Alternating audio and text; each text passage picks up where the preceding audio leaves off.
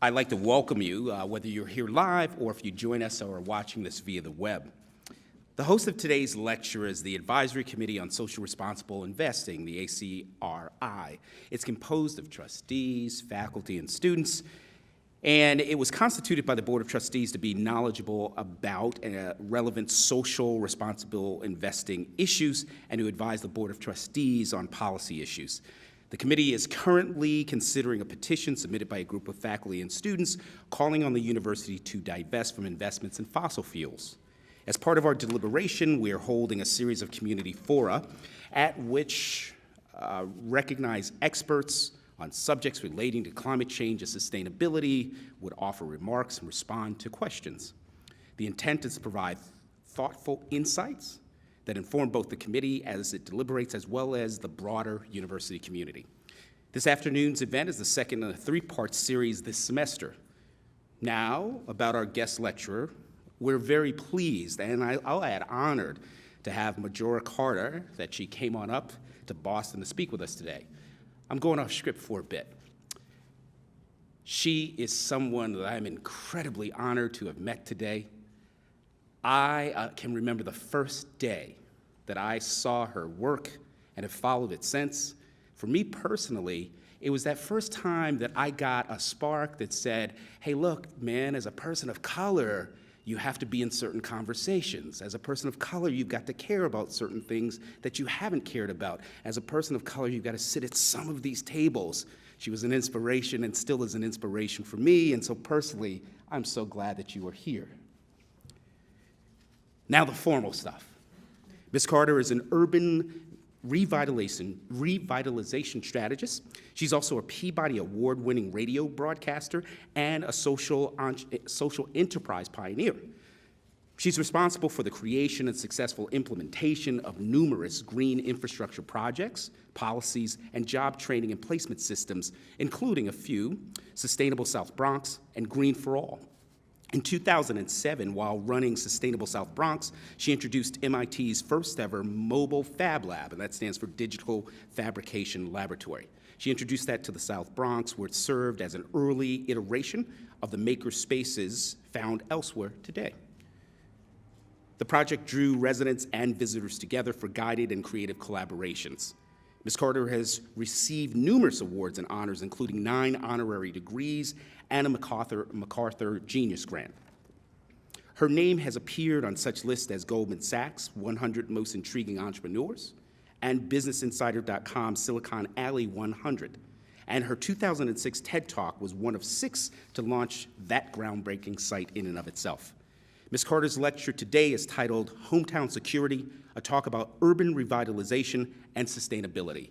Immediately following the talk, we'll take some questions, and we will have a chance to meet and greet as well. I ask you during the question and answer to make sure that we use the microphones so that we can make sure that our recording is as pristine as possible for the web. Ms. Carter.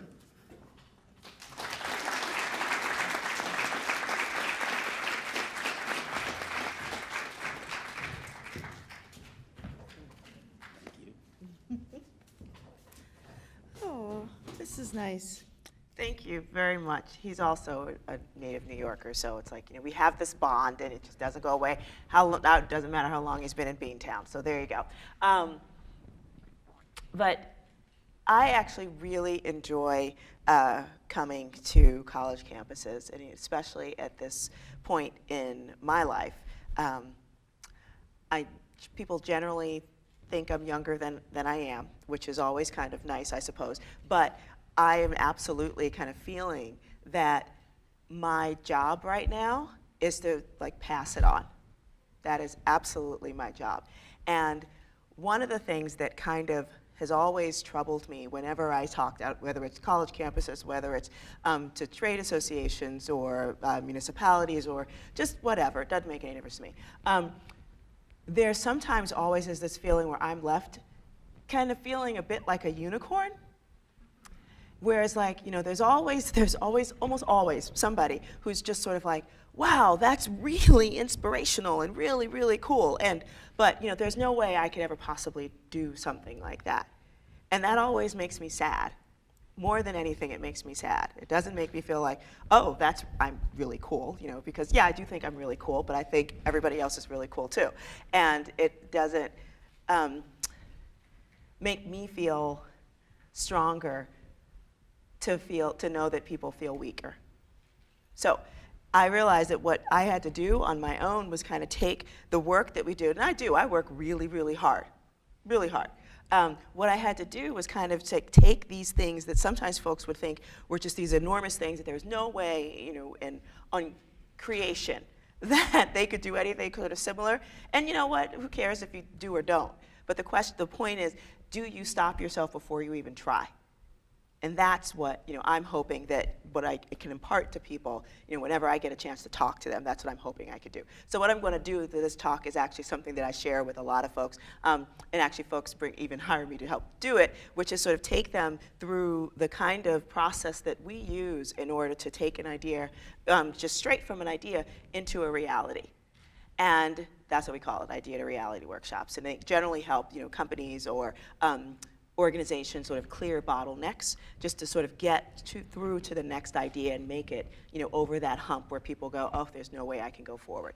And so I'm going to share a bit of that in the context of the story, a little bit of my community projects that we've worked on and where we are right now, and then we'll open it up for questions. And if you've got something you want to workshop here, happy to hear it. Okay, so so I start with this in terms of how I kind of got to where I am right now. And and also just thinking sort of very sensitively right now, because this is around my father's just would have had his 108th birthday a few years ago. That's him, but when he was a dapper young gentleman, sort of youngish. He was my mom. They were moved up to the South Bronx. Part of that great migration that ended up settling in the South Bronx in New York City. And so mommy was pregnant with one of my older brothers and sisters. I don't even know at the time, to tell you the truth. But they ended up settling in a mostly white working class community called Hunts Point. And then other blacks and then later on Latinos sort of followed suit, folks from the Caribbean as well. And white flight happened. The highway construction boom happened. People sometimes being given less than a month's notice before their building was going to be razed to the ground. Thriving communities, often almost all working class communities, mind you. And this wasn't just my neighborhood; it was all over the country. Just overnight, practically. And redlining, which is now sort of a classic term, but it came directly out of other financial crises that we had, in particular in the 60s, late 60s, when bank organ managements were drawing red lines around areas where they weren't going to make any kind of investments. And when you think about it, what happens to a property if you don't do the proper maintenance or whatever? What happens to your body when you don't do that? Generally, it's the same kind of thing. It'll fall into some kind of disrepair. And this is what happened. Landlords were torching their buildings to collect insurance money rather than trying to figure out ways to bring investments and financing in that just was not there.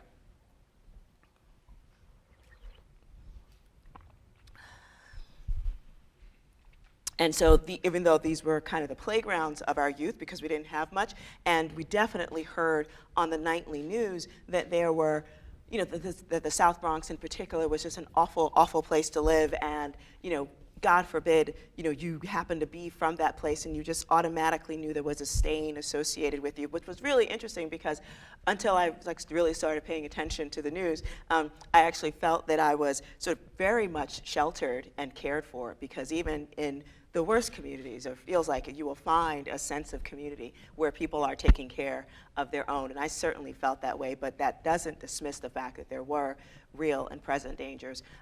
My brother, who was a veteran, came back home after 2 tours in Vietnam, lived through that, and was killed in a drug war not too far from our home.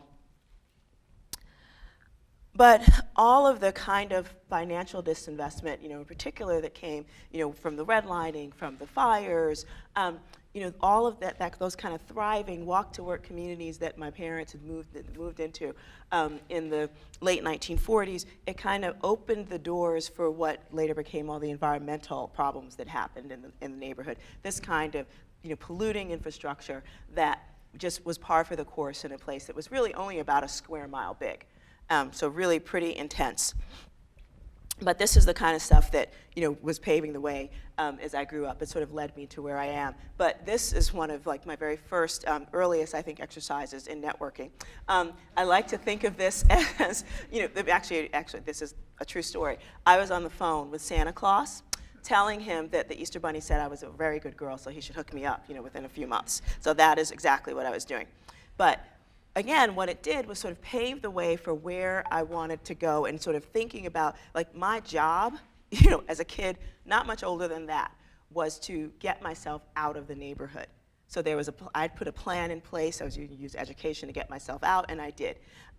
But, the force of the universe, or whatever you want to call it, did call me back to really commit myself to providing my gifts, such as they are, to helping to create a better place for my community and communities like it around the country. And so, but the process that we use to help do that is very much based on a product launch. So as a social entrepreneur, and a person who is very focused on product-based developments. And that kind of stuff is, it's always about what are you building? It's not that I'm not interested in advocacy. I absolutely am. It's just that I think, especially when you're talking about communities where there have been a lot of promises, and most of them broken, it's really important to have something, to give folks to build on and to dream on, to quote Jimi Hendrix. But the first thing you have to do is you have to make sure that what you're working toward is something that folks want. So you identify what your market is, and what is the policy need. And then you have to design an attractive solution. It can't just be a solution that suits only you, because if it isn't, then that's kind of boring, and you should go do that, but don't be trying to sell it to somebody else. That's kind of useless. But then you have to obtain angel investment. And this is the part that kind of scares a lot of people, and it should be, because it often refers to money, and nobody really wants to ask for money. But it can sometimes simply refer to who are the influencers that you need to bring on, to your side to see the value of what it is, of this attractive solution that you have that can fit this market need or policy. And this is when you have to do something. Because if the idea just stays up here, or if you put it out there with a great idea, and then you find folks who are actually interested in it and want to invest in it, either emotionally or financially or whatever other way, then if you don't do something with it, then it is absolutely useless.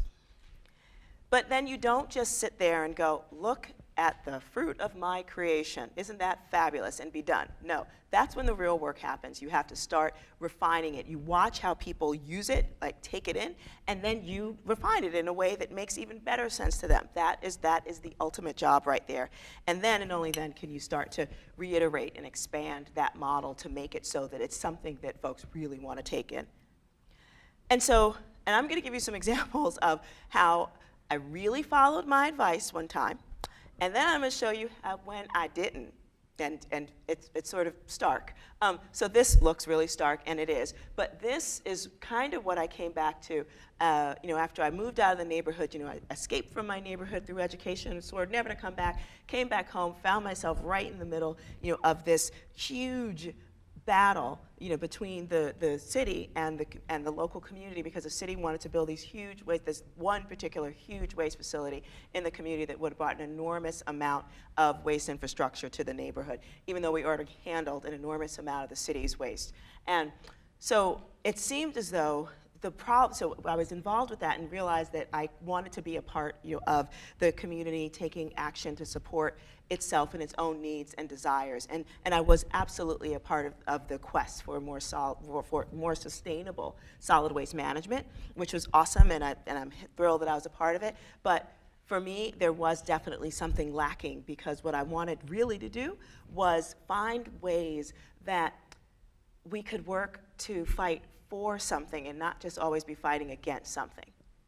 And so again, thinking about what do people really want? What are their hopes and dreams and aspirations for their own community? And one of the things that became very clear as we spoke to people were like, straight up, it would be really nice to have a park in this neighborhood. I mean, I take my kids, or I go outside of the community because there really isn't anything to do, and there certainly aren't the kind of parks that I feel it's safe for my kid to go to. They weren't well maintained or anything like that.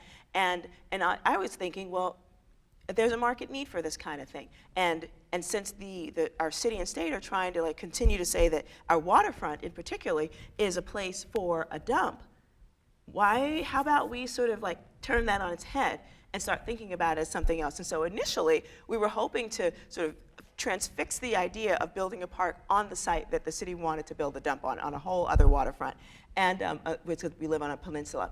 And that just didn't happen. So, but again, I knew that was the attractive solution. But the angel came in the form of a federal agency. It was the U.S. Forest Service who was looking around and found me, because I happened to be working on other projects, but had nothing to do with the fact that they were trying to find folks to work on restoring some of the threatened rivers in inner cities around the country. And so they had this little tiny seed grant, and so they were looking for people who just geographically seemed like they might be interested in working on this. And so out of nowhere, this lady kept showing up and was like, hey, you might be interested in this. I know you're interested in the environment. And I was just like, yeah, you can't get to the river from here.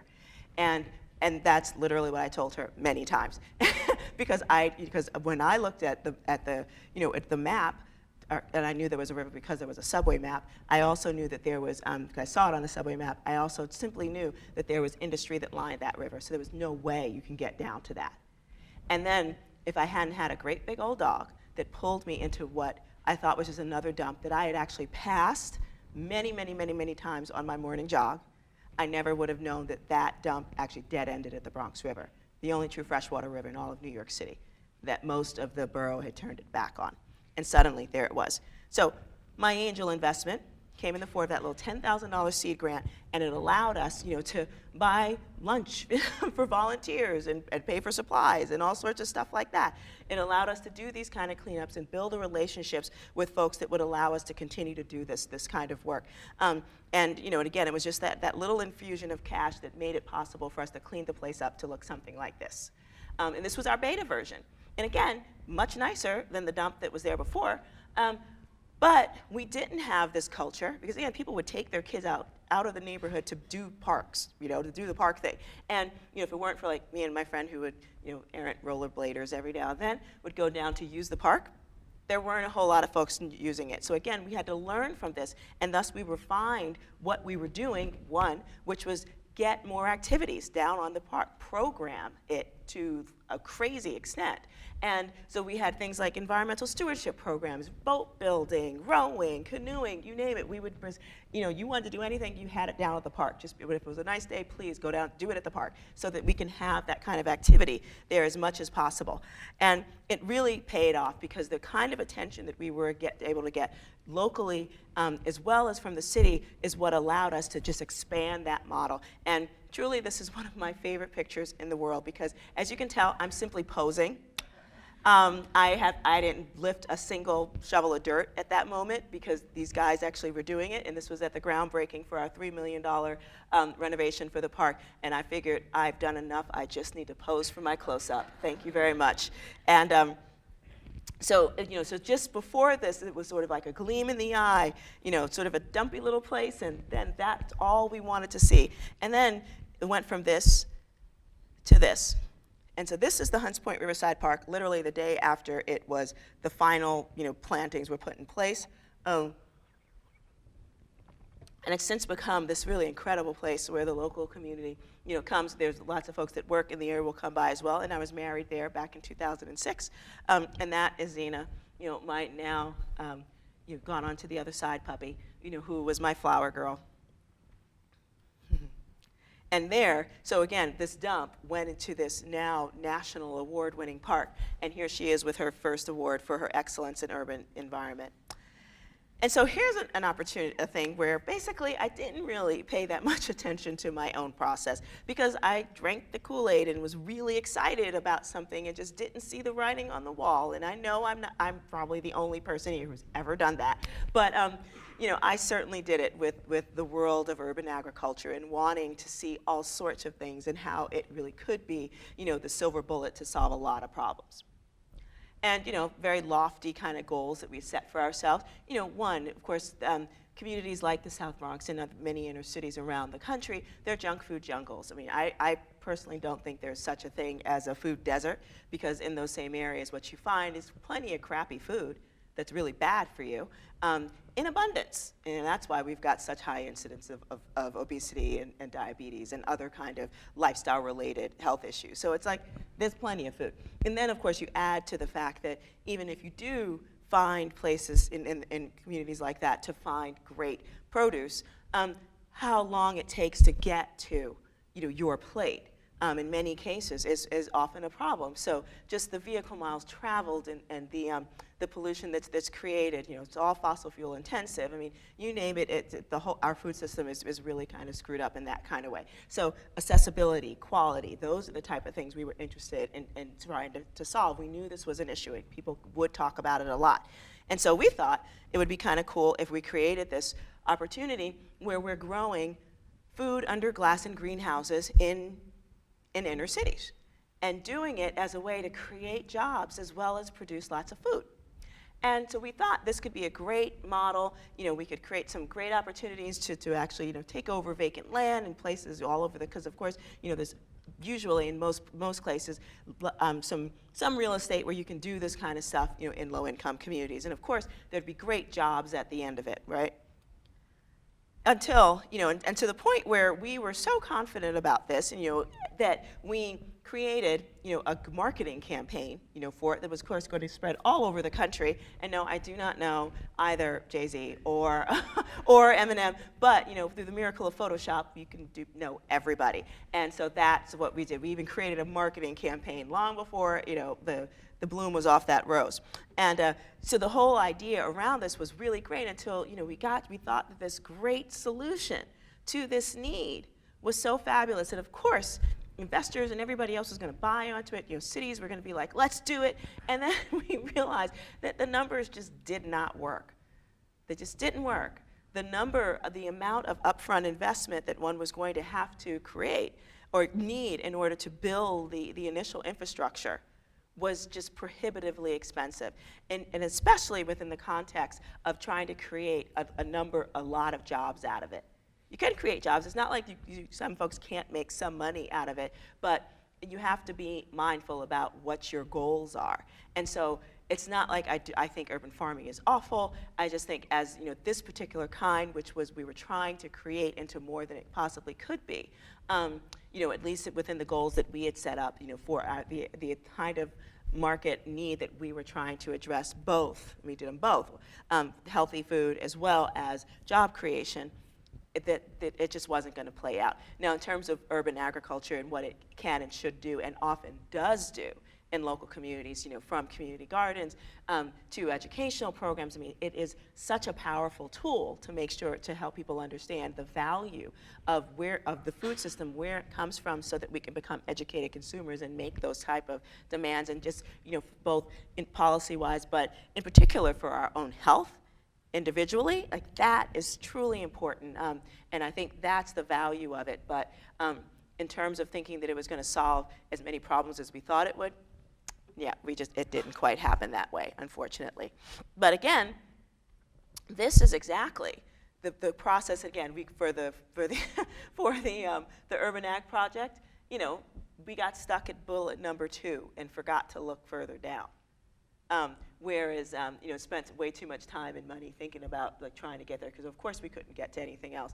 But when you sort of follow this kind of trajectory and really, take very serious consideration of where you are, you will be able to find out all sorts of things about where to go in the future.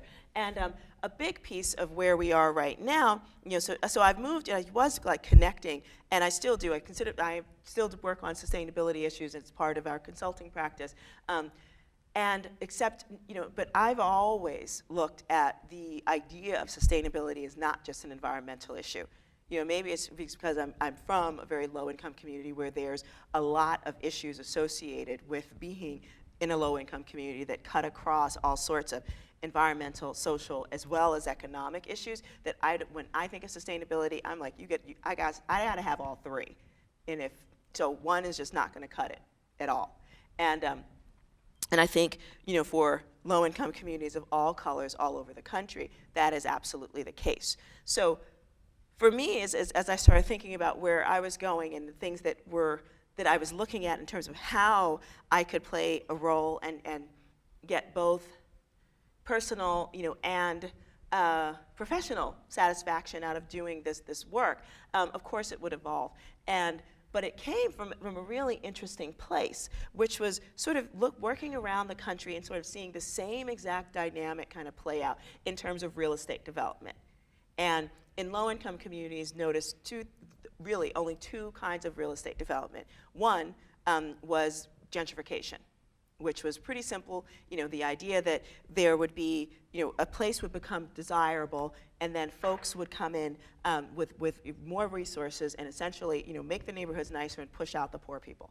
And then there was the kind that we like to call poverty level maintenance, whereas those communities are destined to just stay poor. And you see it through the type of economic developments that are there, low quality stuff, and in particular, a huge amount of super highly subsidized, quote unquote, affordable housing, but it's not affordable to a range of people, or it could be very affordable to a range of people, but it's mostly really meant for really poor people, and that's it. So when you concentrate that level of poverty, you tend to concentrate the kind of impacts that you get from concentrated poverty. So low educational attainment, not the greatest schools in those communities, higher, and poorer health outcomes, just incidences where folks are just sort of like feeling a sense of hopelessness in a lot of different ways. That's what happens. And so I was thinking, well, we should be a little more creative, since we have pretty amazing tools within the real estate, building world. I mean, isn't there a way we can be a little more creative than just sort of gentrifying neighborhoods in the very traditional sense, or keeping communities poor? And I knew that there had to be a way where it could be something different. And I started thinking about, well, what are some of the models that are out there, and was there a time when that actually did happen? And where it did actually happen, where there was economic diversity within communities that allowed folks to see sort of aspiration and a sense of belonging for everybody that was in those areas.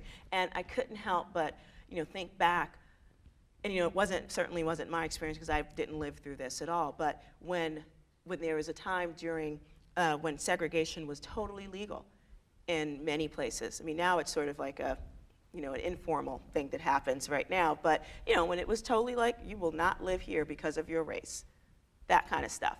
And I thought about when many black communities were segregated, but they were economically diverse.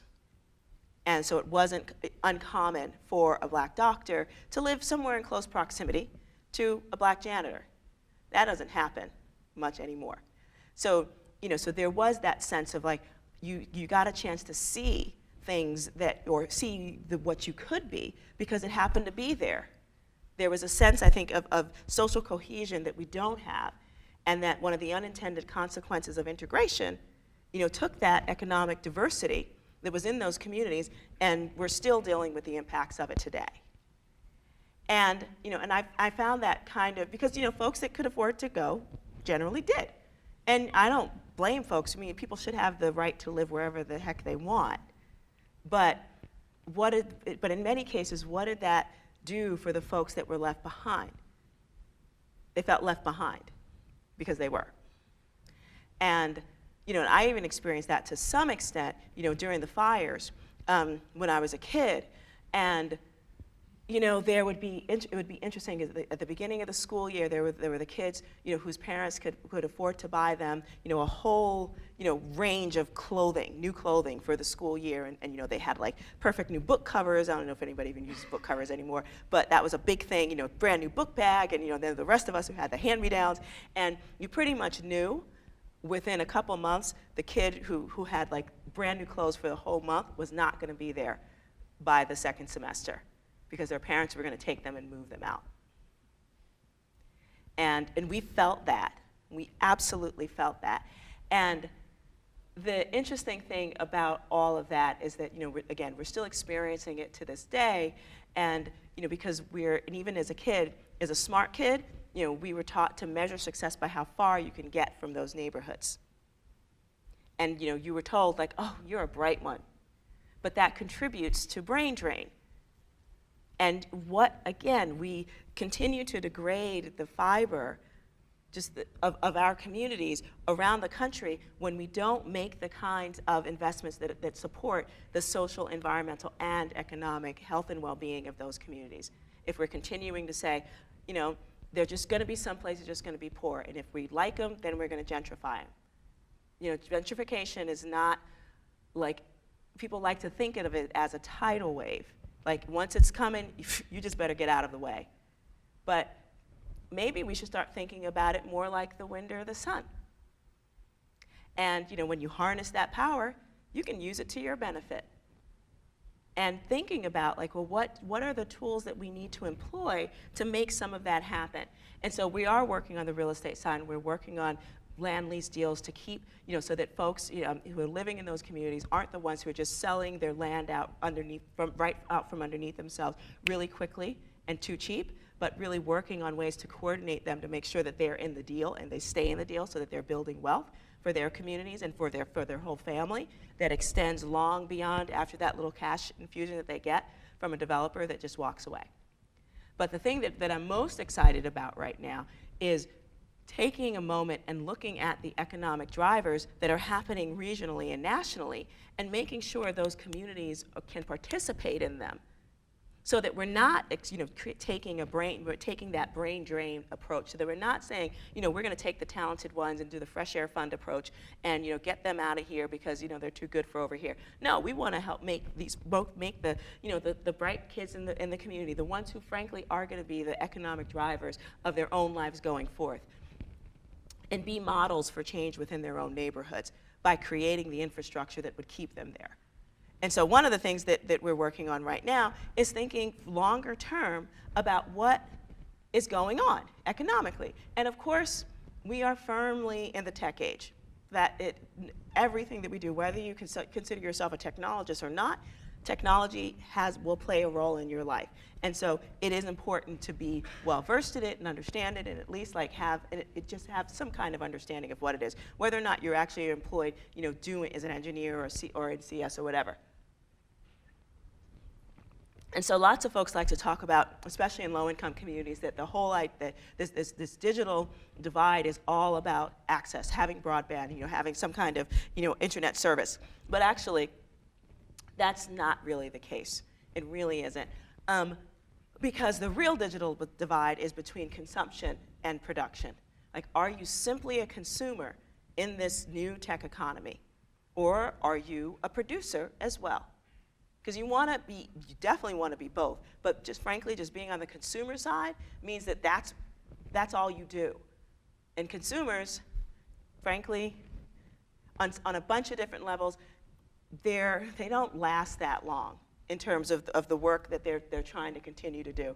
And so, but when you think about it, we're, as consumers in particular, in inner cities, the fact that we are so tech savvy isn't lost on anybody. I mean, especially the folks that are selling the stuff. Like, this is, I find a particularly hilarious picture. This isn't obviously in New York City, but much of the folks, sitting outside, black and brown people who spent the night, like, trying to get the next, big iPhone or product. I don't understand that. But again, this is what folks do. And I'm like, okay, but let's make sure that we're working to not just be sitting on the line. I want people sitting on the line, buying stuff that you just made as well. We're also in this great age, where we've got this incredible, multi-platform world. And so another note on the fact that there's this digital divide. We did our own survey just within the general South Bronx area and discovered that 80% of residents had access to the internet, specifically through most of them through smartphones, but they still had it. Not the most convenient thing, but they still had it. And the Pew Research Center also did the same exact study. We had the same, almost to one data point. We pretty much got the same exact data, percentage-wise. So, but we've got this, and to that point, everybody wants everything to work on whatever device they have, regardless of how old it is or whatever, as long as it's like, smart, then it's good. We're also, present company included, living in a nation where much of folks are not graduating even from high school. There's a lot of folks that aren't prepared for the workforce. There was a survey a couple years ago that was sort of tracking where educationally American high school students were, and we were #1 in only confidence. And that's kind of sad, considering that we are still, I think, maybe not the leader of the free world, but here in our wonderful free world that we will love forever, we are also becoming this much more diverse country. But in where I'm from, we cut across the no longer majority white, back in 2011. And the rest of the countries, it's going to happen there as well. So how do we create new opportunities or revise them or whatever so that lots of people can participate in the economy, so that it isn't just what it traditionally has been, sort of this like the poorer, the darker you are, the poorer you are, which we know leads to strife anywhere you go. And I don't think America is immune to that. And it will get worse, especially as our population continues to grow. So let's figure out ways so that we can become, as we become more diverse, become healthier in many different ways. And so one of our response to that was, again, how do we figure out how to ensure that people, in low-income communities can fully participate in the tech economy, not simply as consumers, but as producers, as a way to transform themselves in their own communities, and even the economy as a whole. And so we started Startup Box, as a means to do that. And so it's a social enterprise that's really dedicated to finding some of those solutions to those answers, to those problems. How do you create an economic ecosystem that allows lots of folks to participate in them and do them in low-income communities, so that you're creating a different kind of commerce that is designed by nature to create a whole new tax base and create a sense of economic stability where there really wasn't one. And so we started thinking, and again, using the same exact kind of process that we used before, we were looking about, well, what is there a market need that we can respond to? And that needs a great solution, and one that's going to meet the needs of folks, within communities like ours. And so there were two parts of that. So the market needs in terms of the tech economy, how can we use that as a way to provide something, job creation in particular, for folks within low-income communities, those that might be, have a lot of talent and creativity, but don't necessarily have the kind of skills or expertise to participate, and obviously generally do not have an engineering or CS degree. So we had to figure out where were some like entry-level jobs with career ladders to get people on board. And we discovered, and these numbers actually, I need to get new numbers, but they don't even really apply anymore, because the testing market for, someone designs a piece of software and then a developer or whatever, and then someone else does the testing. Now, much of that work is offshored, but our market research indicated that in some particular tech sectors, in particular the game and other types of entertainment industries, and also things with some pretty heavy, user interface dependent websites with a lot of bells and whistles on them, that kind of stuff really needed to be, taking that stuff overseas, or sending it overseas rather, to have it tested, because it missed because there were so many different time zones, because there wasn't an opportunity to kind of, there were no cultural competencies, that those particular sectors were having a much harder time being satisfied with the results that they were getting. So we thought, if this is a pain point, for a certain sliver, of the market, could we create, entry-level jobs doing software testing, in particular in those industries, to help create jobs within our local community? And could we use that to create a model for what else can happen? So this is where the angels come in again.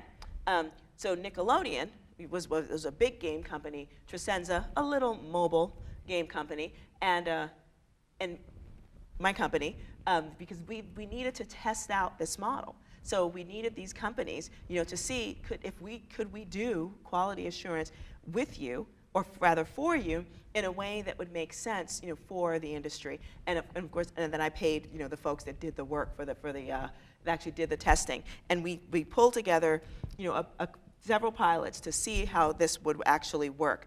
And we did almost all the work, and this was in my little conference room at my office before we had our real office, and just brought folks together to do the work mostly in-house. Then did client visits, downtown, where at our clients' offices, and it was this amazing experience for both the clients as well as our team. The team got paid and really realized that this was a great entry-level way for them to think about new types of educational opportunities, different types of jobs within the industry, and to really sort of give them, and also it's called quality assurance or testing.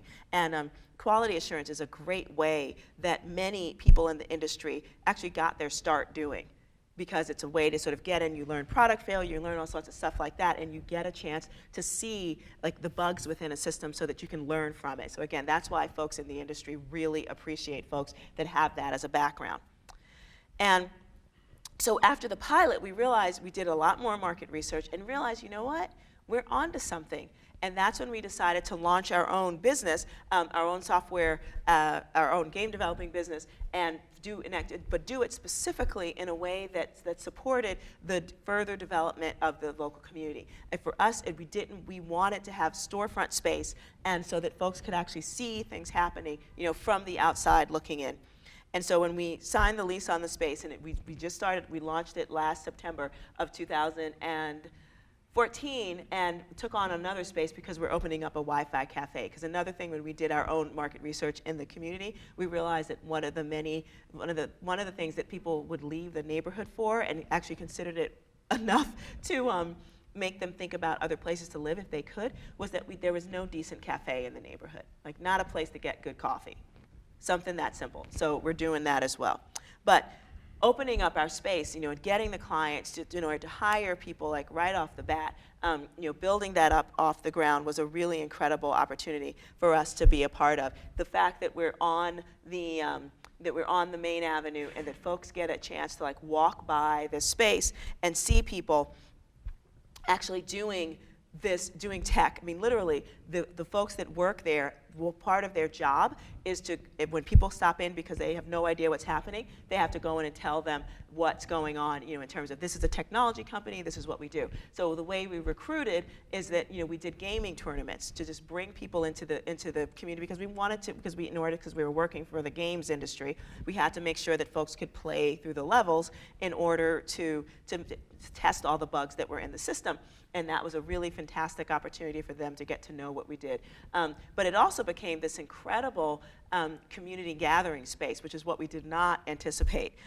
We just wanted folks walking by to see, a technology company that had people that looked just like them working in it, in the local community, which we knew was going to be mind-blowing enough. What we didn't understand was, as we worked to build out sort of like the community acculturation process of this being, that tech could live there, was that people just kept wanting to stick around.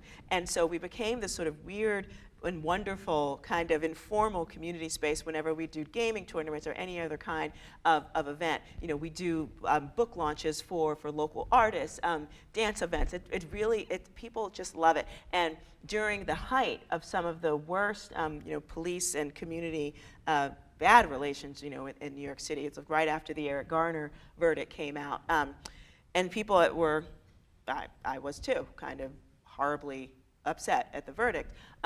But I think we kept it together really well in the local community. But we realized that, as a community, we kind of needed to just make sure that we saw each other, that it wasn't us against them. And so we hosted this really beautiful friendship games between police officers, local police officers, and the community. And we didn't even know if anybody was going to show up. But instead, and we only reserved like 3 hours during the afternoon. Turns out we didn't shut the place down till after midnight, and the cops actually played up until about 10:30, 11 o'clock, when they were beaten soundly by a trio of 14-year-olds playing Call of Duty. But It was kind of hilarious, but but it was a friendship game, and so again, it was all about community, and it was really lovely. So we had a great time doing that. But our role as a technology company, that's located firmly within a community, so that they can see how they can participate, and that they are participating, except we're giving them another way to do that as we're building commerce in a way that nobody really expects to build commerce, in a community like ours. We ended up getting the contract to do the New York City's digital.nyc website, which was the first website that they created that was solely dedicated to New York City's entrepreneurial and startup community. So lots of moving parts and kind of crazy, and we were able to support the city to do that kind of work. And so we were their featured startup for the day. It was all sorts of cool kind of things. But what was even more exciting was we went to the launch, when they decided to open the thing up. And and there's a huge demo down in the tech triangle within New York City. And so I took my whole team, because I'm like, this is a big deal. The place is this, the site's going to be launched today, and you're a part of history, so let's go down there. And so I took my whole team, we traveled downtown, and, or actually to Dumbo, which is in Brooklyn, and then we went to this space, and it was just like this huge loft building. It was nothing, it was like 200 people in there, almost exclusively white guys in suits. And my team, and you could see my team, not white guys in suits. And you could just tell they were like, they found a seat, they wouldn't move. But more white people than they've ever seen in their entire life. And some of them actually did, had spent time, had interactions with the police, and were just like, I don't know if I could do this. But what was so interesting was as the demonstration for the site came up, and it was played out, and they realized what a jacked up mess it was when it was handed to them, and how much they had helped make it so much better. They started sitting up a little bit more in their seats. They understood that they had contributed to the launch of that site in a way that it did not look like before it got to them. So they knew that their participation helped create a great product, and they were a part of it. And so what was really funny was at one point, so the young man standing next to me, his name is Albert, he was like, the first one was like, no, I'm not getting up, I'm gonna sit down, I'll wait, no. And then we're gonna bounce. He was like, I think that the mayor should have his picture taken with us. So we should, seriously, the mayor should have his picture taken with us, right? And notice the subtle distinction between let's have our picture taken with the mayor, as opposed to the mayor should have his picture taken with us. And that is our picture with the mayor. He's a tall guy, in the middle. But the whole point around that is that they saw themselves, they saw their work played out, on a big screen, in a group of folks that they just did not feel as though they could ever be accepted by in any real way. And yet they knew, and yes, they are folks that were would be considered sooner, folks that would be candidates for stop and frisk rather than card-carrying members of the New York City tech economy. They are card-carrying members of the New York City tech economy. And they're going to use that to build their careers in ways that I am already surprised about. Not that surprised, but pleased that, it makes me happy to know what they're doing. But this is the reason why. We do need to have a level of impatience to think about what else can we do to create the kind of holistic communities that we want to see, those that have the kind of social, environmental, and economic impact that allows us and everybody to be their best selves. This is possible. It's possible in our lifetime. And I do think about Dr. King and the fact that, where he was during the last days of his life was in Memphis, Tennessee. And yes, he was a big champion for racial equality, as he should have been. But he was in Memphis, Tennessee, specifically to work with the Black Sanitation Workers Union, because they were the ones who were being forced to do the worst, most dangerous jobs, so environmental injustice, and they were also paid less to do it. That was an economic injustice. So adding all those things together, and so he knew that it was about all of those things, and it is. You can't separate, a person's economic, social, or environmental well-being from that person being a person. the community that they live in, how they can move through it and feel as though they're a part of it is a really important place for them to be in spiritually and physically. And to know that we can create those kind of tools that allow it to happen, and so that folks can be their best selves and allow that best self to be real producers, and so that they can afford to be generous and giving and grow into the kind of, and make the capacity developments that they never thought they possibly could. That's the power of building, and ensuring that, that we don't have to move out of our neighborhoods to live in better ones, but we certainly do have to try to make sure that we've got the tools and the skills to make sure that we can make that happen. So thank you so very much for having me here.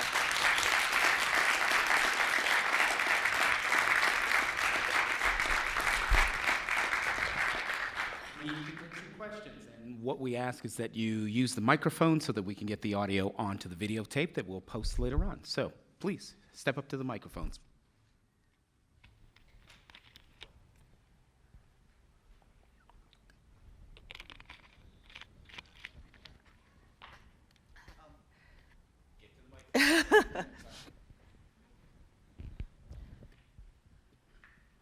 I think you may or may not be aware, I think Boston's actually been pretty progressive about some of these housing initiatives, and I actually live in a condo that is mixed income in the real way, which is that they have Section 8 housing, they have moderate income housing. I think it goes up to about, people are pretty, teachers and policemen and firemen, and then they have the market rate, that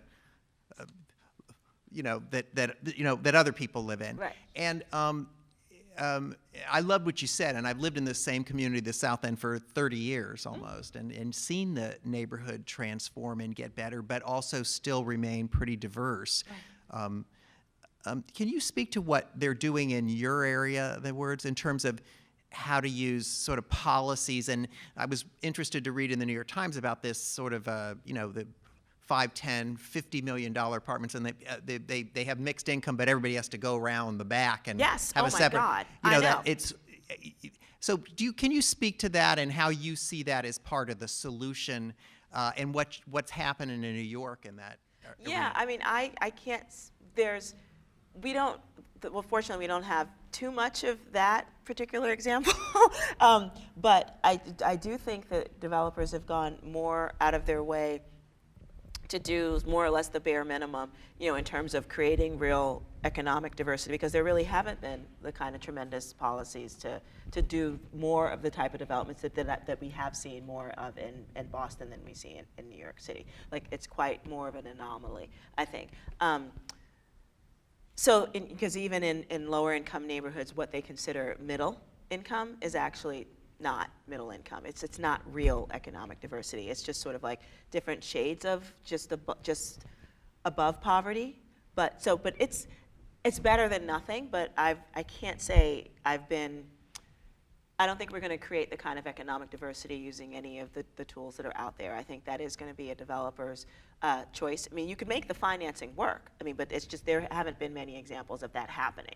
And so what we're actively trying to do is play more of the role of bringing the folks in low-income communities that own property into those deals, because we think that a big problem that we're seeing is that folks that own land in communities that have the sort of like the smell of gentrification around them, are the first ones to sell very early and cheap. And what we're interested in doing is employing the same type of tools that are employed in wealthier neighborhoods, like in particular land lease, where instead of saying to the person who owns, like, say, a garage that could potentially easily be zoned for something different, going to that same person and saying, hey, don't sell that land.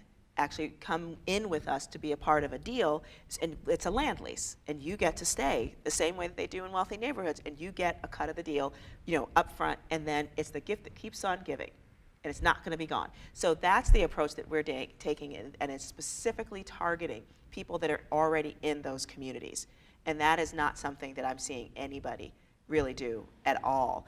We know it's been done in other parts of the country, but that kind of very deliberate and specific approach that's targeting the folks that we know are going to sell really soon, because that just, history just tells us that, is the kind of approach that we're going to be taking. Now, have we had anybody take us up on it? No, because frankly, the cultural issues of, I've literally had folks say to me, when we go with them to this idea, and these people, like, they trust me, but they're like, one guy said who's had in his family, like this, it's about 25,000 square feet, of land that's actually right around the corner from one of our developments, which is a rail station that we're going to be turning into a restaurant, and also even less space around from where they're going to open up a rail service. So it is hot, but he's getting offers from all sorts of folks, and we're like, don't sell. And his thing is like, Latinos like us don't do things like that. And I'm like, this is why there's this huge wealth gap. This is exactly why there's this huge wealth gap, because to him, he can't even fathom, because his son doesn't want the auto glass business. He can't even think about, which is what his garage is, he can't even think about the possibility of him, his family and himself doing something different. And that in and of itself that's the kind of cultural thing that we're experiencing on a bunch of different levels. So as we really want to work directly with the folks that are in those communities already, sort of help them do, frankly, self-gentrification, as opposed to it happening from the outside.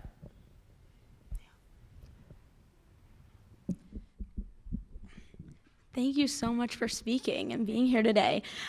So first off, I think what you're doing is remarkable in a few ways. First, and this kind of leads into my question. So it sounds like you're getting at two things here from what I'm hearing, is that you're creating this organization that is intersectional and gets at all of these issues of economics, labor, tech. And so I'm wondering if and then the second piece of that is it's also self-sustaining, right? So it's also something that, you're not relying on funders for. So I come out of the union world. I just have been working as a union organizer around here, and I think my issues with that field is that it feels very siloed. And I've noticed that a lot in a lot of organizing and progressive issues, is that it's very difficult to find those intersectional spaces that are really important to move things forward.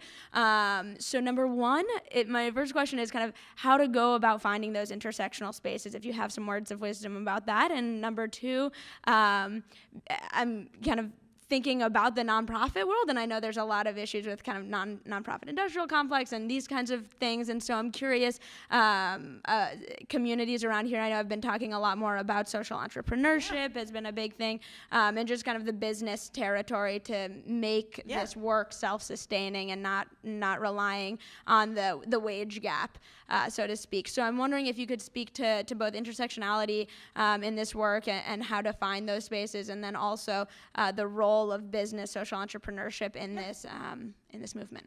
I mean, I'm partial to the role of the social entrepreneur in all this, because that's what I am. We're currently using the nonprofit model, but believe me, I have all sorts of issues with the nonprofit industrial complex, and I've always kind of operated on the fringes of it, because our approaches were always, pretty market-based. It was like you had to find the pain points in an industry and figure out how can you make sure that you fit into them to support your communities. Like I always felt, and again, because I don't think I really fit the profile, of a lot of social justice or nonprofit groups. I just didn't. It was just like I could give a crap about rhetoric. I want results.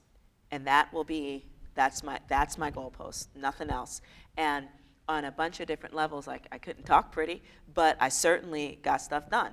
And so from the idea of knowing that we always had less resources meant that you had to be really strategic, and there was no single purpose anything.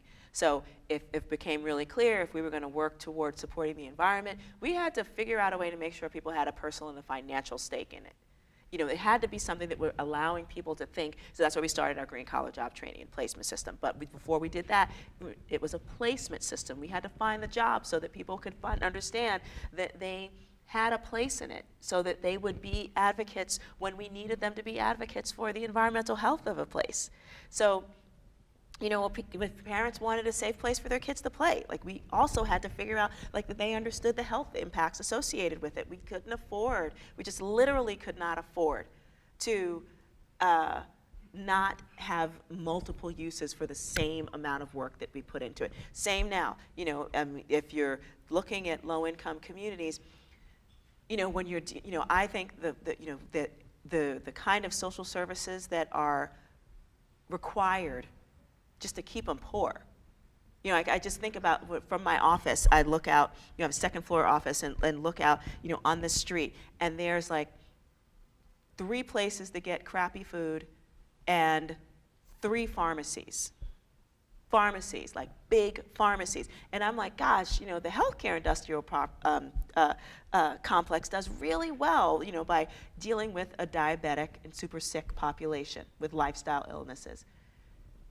I personally think one of the best form of social services is a job. So why can't we figure out where are the pain points in an industry that we know isn't going anywhere and get people to prepare, get them into those things. And if it makes me like, you know, a capitalist witch, guilty as charged. You know, talk to the people that I get work for, and then if they still think that then I might care. But otherwise I don't. I really, really don't. Sorry, I don't know if that answered your question, but you know, I hope it did. Yes. Oh, I'm sorry. Were you? Yeah, I was just wondering how climate change fits into all of this, and what people, I guess, in your community are, if that's even on their minds, or if that's just something that, you know, we have to bring it to something more concrete. Yeah. No, I do think people, I mean, it's not something that I specifically work on. There are plenty of organizations that do. But regardless, if I was working on it, if I'm not, we do need to make it concrete to folks. And you know, that's why you relate it to public health. You relate it to the quality of life that folks live in. I mean, I think you know, environmentalists did a really wonderful job at making people not care about the environment because they put it up here as opposed to like right here, where people can see it and feel it and smell it. I think the really successful folks out there, you know, make it real for folks, and that's, you know, why they do it. But yeah, we don't specifically focus on it ourselves in our own work. And then if I can follow up, did Hurricane Sandy have an effect of that, or how did that? To some extent, yeah, it did. It really did. I mean, because New York, much of some low-lying areas, really poor communities in the city, absolutely, like on the coastal areas, like Far Rockaway and places like that in Brooklyn, where there are some of the poorest and most isolated places. Definitely, folks felt it. Now, what I think, and this could be a brilliant way, and I do hope that folks actually pay attention. And at this point, I'm not confident that they will. Because there is a huge amount of federal funding coming in to deal with the and really push resiliency. And you know, my desperate hope is that, you know, the folks that, and we actually, I just told a sort of a not a good story. We're kind of on the fringes involved in it, so we don't play. It's not like an organizational thing that we do at all. However, we do support folks that are actively trying to think about how do you make climate change a practical issue, you know, and in particular around job creation. And because again, lots of money is coming in because of the resiliency thing. It's sort of like, oh, maybe we should learn to adapt to climate change. Yeah, and so finally, you know, I think folks are starting to realize that, and what we're trying to do is, because again, you know, in poverty-stricken communities, it is tough to get people's attention, really tough. But if you make them part of the solution, they're going to be like, oh, wait a second. So this whole erosion thing and this stormwater management thing, you know, and how we can prepare our cities to adapt better. Oh, wait, and there are jobs associated with actually helping to make this better. Oh, wait, I didn't even know that kind of stuff happened. These are the conversations that we're hearing now, thanks to some of the folks that, we're frankly feeding information to. But again, it is completely informal. It is absolutely informal. But you know what? Yeah, I'm gonna own it. I'm sorry. But no, I don't have an organization that's committed to it. You're welcome. All right, hello, my name is Garrett Moore. I'm an undergraduate student here at BU. Hello. I think, first of all, I'm a huge fan of you, Ms. Carter, so thank you for coming to speak today. But I do want to try Did you wear that suit for me? I'm sorry? Did you wear that suit for me? Just for you, actually. Thank you. But I do want to try to bring it home to Boston University a little bit. So the question I have pertains to that. What is the responsibility of major urban universities regarding these key topics of social, economic, and in particular, environmental health and well-being? Yeah, I mean, this is one of the reasons why I do love urban universities in particular, because in general, and I don't know the specifics about BU here, but in general, there's often like a little more kind of free-flowing like interaction, between the local community and it. Although sometimes there's still the ivory tower thing, but I do think that because it is an urban center, and if you try just a little bit, it is absolutely easier to connect with the local population than it is otherwise. Like if you're like literally out in the middle of nowhere, I've absolutely noticed that. And so I think the role really can be and should be is to make the kind of inroads into the local community and sometimes it would be the university going into the local community to share and not just expecting them to come in. And that's what a relationship really can and should be. So doing that is really important. And it's easier. Hi. My name is Steve DeCina. I'm a PhD student in biology here, but my passion is teaching. I taught for about 10 years in Newark, and in the summers I teach in Manhattan. It's an amazing group of kids, a lot of them from the South Bronx. And my question for you is, what is your message for kids when you want to inspire them to make a positive change in their community, maybe to make a positive change in the environment, and stick around too? Because I'm asking you what should be my message for my kids. Like the big message is you don't have to move out of your neighborhood to live in a better one. Like literally, that is, it's up on, we put it on literally on a mural.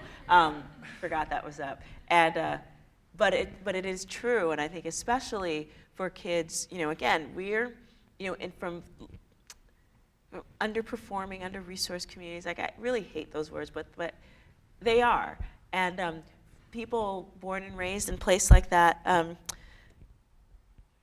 I got to tell you, I think gentrification happens long before the doggy daycares move in, okay? It does. It happens when you start telling, kids from these communities that your community really, it's never going to be anything.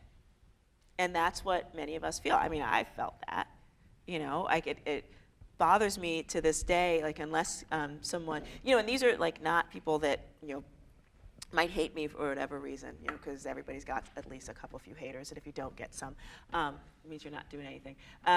But for the most part, there's folks who really do appreciate my work, right? And if they don't see me like leaving my house in the morning, they'll invariably, somebody will ask me, so where do you live now? Because they see me as a successful person, right? But they just don't see success staying in our community. And it's true, it generally doesn't, which is why we're trying to build things out like, a tech eco center, and building a really cute little Wi-Fi cafe. So just to sort of like flip people out in terms of what's possible. And so that kind of stuff is just, reminders to people that know, we can be a part of making this your own, you can be a part of making your own neighborhood better, but it means that you've got to stick around a little bit and give a little bit of yourself to make that happen.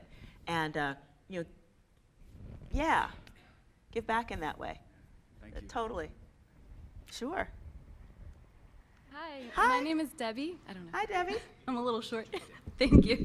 I'm a student at the School of Public Health. Hi. And a lot of the issues that you were talking about today, we've discussed in one of my classes called Social Epidemiology. Could you speak a little bit closer? Oh, sure. Okay, perfect. And a lot of those issues that you discussed, like the food deserts, it's funny today we were actually calling it food swamps instead, maybe a better term.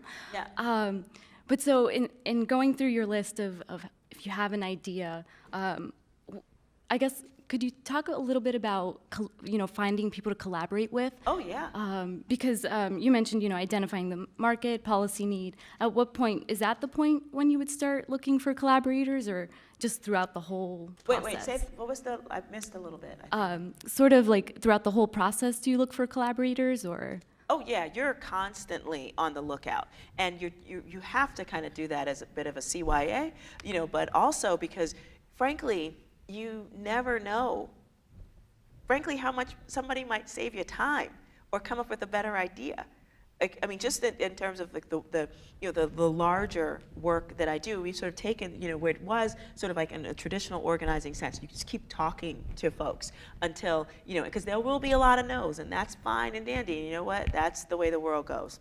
It just happens. But but when you get to the yeses, it's like, okay, let's see what we can do together, and you really work to find. But then the harder part is doing the front work even before you start talking to people to figure out what their potential self-interest could be, so that you're leading with that. It took me a long time to figure that out. But the other thing is that for the work that we do right now, is we had to actually identify sort of leaders, informal leaders, and build an advisory board around them, so that they could, because we really need that kind of feedback loop, into the work that we're doing, and it has absolutely made our projects better, absolutely, and then there's this buy-in in them because people see the fact that you bothered to listen, one, and that you took it into consideration, and even if you didn't take what they said into consideration, they know you listened. So, and again, don't get caught up with or discouraged, with the fact that there will be folks who just won't take it in, because don't spend that much time, on it, because believe me, if you're just like go down that swamp, you won't see the ones that are just like waiting to be talked to. Thank you. Sure.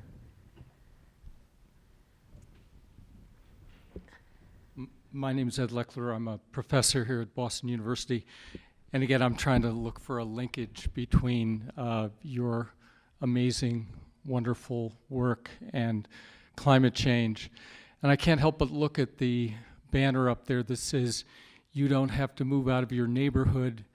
And I can't help but think about climate change and think that the second half should say, "But your children and your grandchildren will, because of sea level rise that's going to go on as the result of climate change." We just learned recently of about a 4 to 6 inch rise in sea level that's happened in 2 years.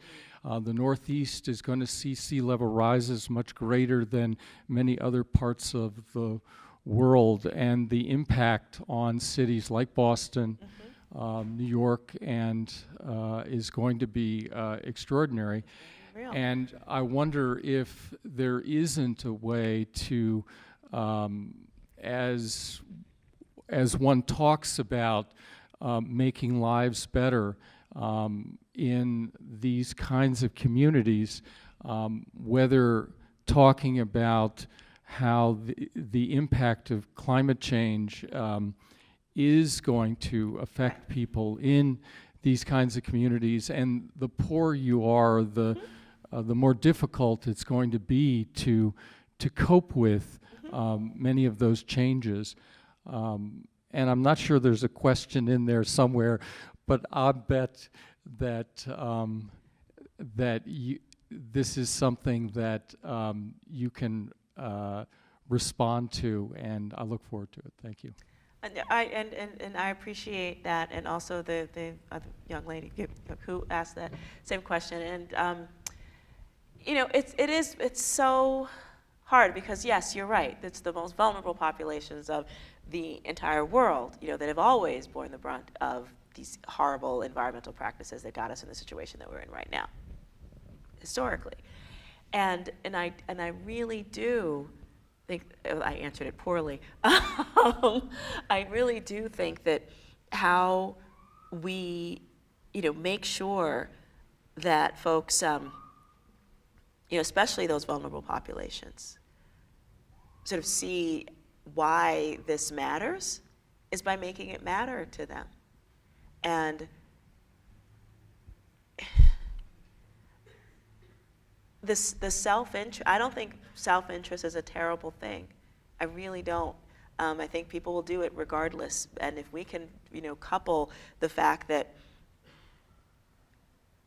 we've kind of turned a blind eye to climate change in a way that actually does have, irreparable impacts. And now we just have to deal with it. If we can strategically look at that and adapt to it in ways that actually bring more people along with us to help make that happen. And yeah, I saw the climate, the sea level rise maps of New York City from my neighborhood, and I realized, 20, 50 years from now, if I did have kids, they'd have waterfront property. And I was like, could be cool, but no, not really. But it is really kind of flippy, and it just makes you go like, whoa, really? But I do think that I have a lot of hope. Let's put it this way, because I'm gonna spin it positively, because otherwise it'll be really depressing. I do think that if there was a policy push coupled with real action items to ensure that the climate adaptation projects that we need in order to make our cities in particular, and other coastal areas more resilient, if that was done in sort of like a very coordinated job creation strategy, folks would care in ways that they, cared about making public art projects during the, WPP, I think. But nobody ever asked me that except for you guys, so thank you. And but there's still hesitation, and it just drives me insane, because I can't get those answers from folks. Like, so we've got hundreds of $millions going into resiliency projects. Can we have a dedicated, way to talk about how jobs are going to be created as a result of this? We can't really talk about that right now. I've actually, heard that a lot, and not just in my beautiful city. Last question. Majora, I've admired your work for a long time. Thank you very much for being here. Thank you. I want to sort of build on that question a little bit. The issue of climate change and adapting or preparing for climate change is actually something we're working on here at BU. But I think the other piece that's as equally important is addressing our impacts on climate change. Mm-hmm. Yes. And I think you're bringing it home to the individual for job creation. What does it mean to me? I'm wondering if you've given thought to how to sort of integrate all these issues together. I think you've done a great job of social issues and economic issues, and really bringing those together and building those up. But have you, and I know this is sort of a newer issue, the dealing with climate change, particularly after Sandy. So I'm wondering how much thought you and your organization have given to how to sort of build on these synergies and take advantage of that to, again, trying to get to a more positive outlook for the future. Yeah. Again, we're, I come to Boston and I just get more work handed to me. No, it's all good. I really, appreciate it. I do, because it isn't something that's ever really far from, the way my brain works, because it is all tied up to how communities develop and prosper or not. And this is something that's going to have an impact on us for all of the rest of our lives, and obviously then some. So it is something that concerns me to a large extent. But I do think, going back to how do you tie it into people's general existence in ways that don't add insult to injury, for the folks that are already struggling, and how can we create the type of plans that and policies that make folks understand, policymakers, I think, understand that this is something that needs to happen. Because I do think it is as much about, urban design and planning, for resiliency, as much as it is about, ensuring that we're supporting the most vulnerable folks that will be affected by it in any way, and coupling them, and not in some kind of like, let's feel sorry for people, but no, how do we create a real strategy that, because we can project out. We know that there are going to be some problems. So is there anything that we can do, to foster a sense of innovation, using technology, using like everything that we have to deal with some of those issues, and really making that a priority. And I'm not going to pretend that I have the answer to all this. I mean, I think I do, believe that much of it is involved in, how we continue to plan and build, our communities, in ways that make sense from a climate perspective. And not being stupid about it, because I still see a lot of stupid stuff going on, which is just like, that's so 20th century. But I am hopeful, I really am, and I'd love to hear more about the work that you're doing up here about it, because yeah, I need some more inspiration at this point. You're very inspiring. Thank you. Well, you bring us perspective as well. So thank you very much for bringing that, and please, a round of applause. Thank you.